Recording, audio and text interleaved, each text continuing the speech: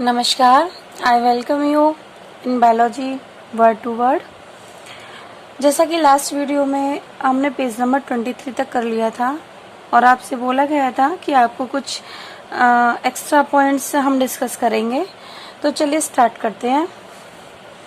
जो anther lobe होता है, ठीक है, एंथर लोब बैक साइड पर, ठीक है, बैक साइड पर जॉइंट होता है किसकी हेल्प से? With the help of connective tissue. Connective tissues को आप वेन भी कह सकते हो। और जो ये वेन है, ये when it is made up of xylem and phloem. ठीक है, हम अच्छे से जानते हैं कि जाइलम एंड फ्लोएम ये क्या है? These are the conducting tissue. ठीक है, ये क्या है? कंडक्टिंग टिश्यू है या कॉम्प्लेक्स टिश्यू भी आप कह सकते हो। जब हम प्लांट्स में टिश्यू चैप्टर पढ़ते हैं तो उसमें हम कॉम्प्लेक्स टिश्यू में ये पढ़ते हैं। ठीक है, जाइलम का क्या काम होता है? जाइलम का काम होता है पानी और मिनरल को ट्रांसपोर्ट करना, और फ्लोएम का काम होता है प्लांट के अंदर जो भी शुगर, ग्लूकोज वगैरह जो भी बन रहा है उसको ऑल डायरेक्शन में ट्रांसपोर्ट करना। ठीक है, अगर हम बात करते हैं किसकी? एंथर के फ्रंट साइड की। किसकी बात करते हैं? एंथर के फ्रंट साइड की। तो जो फ्रंट साइड होता है वो सेपरेट रहता है, यानी आगे से खुला रहता है, अलग रहता है। देखिए, अगर आप एनसीईआरटी की बुक देखें तो इसमें भी अच्छे से आप देख सकते हैं कि जो पीछे की साइड है, ठीक है, तो यहाँ पर ये कनेक्टिव टिश्यू शो किया गया है। यहाँ से पूरा जो एंथर के ये जो दोनों लोब है, जैसे कि एक लोब ये है और एक लोब ये है, तो ये दोनों लोब बैक साइड से क्या है? जुड़े हुए हैं with the help of connective tissue. लेकिन अगर आप फ्रंट साइड देखें तो ये फ्रंट साइड जो है ये दोनों लोब अलग अलग है, ये ओपन है, सेपरेटेड है। ठीक है, अगर आप इस वाले लोब को देखें और इसके साइड में देखें ये वाली, तो इस चीज को हम लेंथ वाइज देखेंगे तो हम कहेंगे लॉन्गिट्यूडिनल ग्रूव, या इसको आप लाइन ऑफ डिहिसेंस भी कह सकते हैं। ठीक है, चलिए नेक्स्ट हम देखेंगे कि ये जो लेयर है, अगर आप इस यहाँ पर ये आउटलाइन के फॉर्म में है, लेकिन यहाँ पर कैसे है? आपको ये डिटेल व्यू इसका दिया हुआ है। क्लियर? तो अगर आप देखेंगे तो सबसे बाहरी है वो क्या है? एपिडर्मिस है। ठीक है, जो एपिडर्मिस होती है एंथर वॉल की सबसे बाहरी लेयर, जिसको एपिडर्मिस कह रहे हैं, वो कैसी होती है? सिंगल लेयर्ड होती है, नंबर 1। दूसरा क्या है?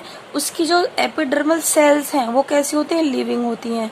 सेल्स कैसी होती हैं? लिविंग होती हैं, पतली सेल्स होती हैं, थिन वॉल्ड सेल्स होती हैं, और इनका फंक्शन क्या होता है? प्रोटेक्शन। इनका फंक्शन क्या है? प्रोटेक्शन। Is that clear?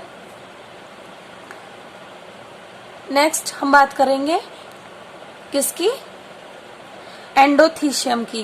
ठीक है, इससे अंदर की जो लेयर है, ठीक है, एपिडर्मिस, ये एपिडर्मिस है, और इसके अंदर की ये जो लेयर दिखाई गई है, दिस लेयर, ठीक है, ये सेकंड वाली, दिस इज एंडोथीशियम। और इसके इस लेयर की जो सेल्स हैं वो भी कैसी होती हैं? मतलब लेयर कैसी है? सिंगल लेयर्ड है। सेल्स कैसी हैं? डेड सेल्स हैं, और ये हेल्प करती हैं एंथर वॉल के फटने में, डिहिसेंस में। ठीक है, नेक्स्ट आता है क्या? Middle layer. क्लियर? तो अगर आप देखें ध्यान से तो ये जो 1 2 यहाँ पर 2 लेयर दे रखा है, ये मल्टी लेयर्ड होती है। मिडिल लेयर कैसी होती है? मल्टी लेयर्ड होती है। ठीक है, 2 या 3 जो भी लेयर हो सकती हैं। और ये जो सेल्स होती हैं शॉर्ट लिव्ड सेल्स होती हैं, थिन सेल्स होती हैं, लिविंग सेल्स होती हैं। कैसी होती हैं? लिविंग सेल्स होती हैं, थिन सेल्स होती हैं, शॉर्ट लिव्ड होती हैं, और ये जल्दी ही कंज्यूम हो जाती हैं। ठीक है, during the maturation of pollen grains, या पॉलन ग्रेन बनने के दौरान। ठीक है, ये पॉलन के डेवलपमेंट में क्या करती हैं? हेल्प करती हैं। These help in pollen grain development. Clear?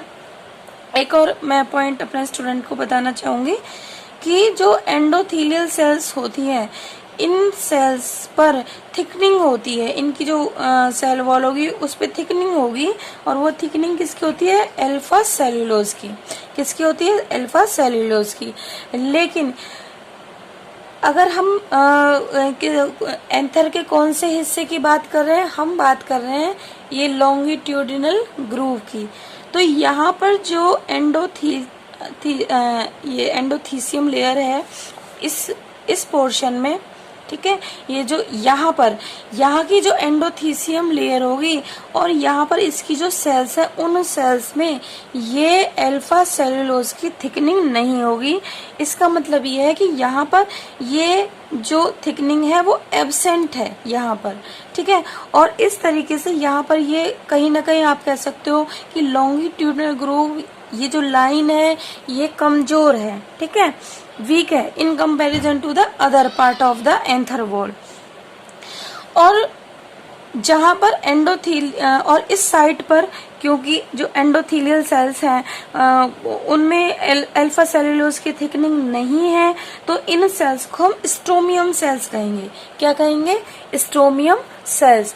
और ये जो सेल्स हैं ये क्या बना रही है? फॉर्म लाइन ऑफ डेहिसेंस, ठीक है। तो आप क्या कह सकते हो भाई, व्हाट इज स्टोमियम सेल्स? आप कह सकते हो कि एंडोथीलियल सेल्स जो होती हैं विदाउट क्या है? अल्फा सेलुलोज थिकनिंग, उनको आप क्या कह रहे हो? स्टोमियम सेल्स कह रहे हो, ठीक है। और चूंकि इन पे थिकनिंग नहीं है तो ये वीक भी हो जाएंगी, और जैसे एंथर वॉल मैच्योर होगी और डिहाइड्रेट होगी तो यहीं से इसी लाइन से सबसे पहले क्या होगा? इसी लाइन से क्या है? एंथर वॉल फटेगी, ठीक है। तो आप समझ गए होंगे कि यहाँ पर जो है थिकनिंग क्यों एब्सेंट है। क्लियर? नेक्स्ट, जो अंदर की तरफ अगर आप देखें ये दिस वन, ठीक है, अगर आप इसको ध्यान से देखें दिस वन, ये क्या है? टैपिटम लेयर है। और ये जो टैपिटम लेयर है ये किससे बनी है? टैपिटल सेल्स से। क्लियर? टैपिटम लेयर हेल्प करती है पोलन ग्रेन्स के डेवलपमेंट को। कैसे हेल्प करती है? क्योंकि इस लेयर की जो सेल्स हैं वो क्या सीक्रेट करती हैं? यूविश ग्रेन्यूल्स सीक्रेट करती हैं। क्या सीक्रेट करती है? यूविश ग्रेन्यूल्स सीक्रेट करती हैं, जो कि लिपिड इन नेचर होते हैं। और इन ग्रेन्यूल्स में क्या भरा होता है? स्पोरोपोलेनिन।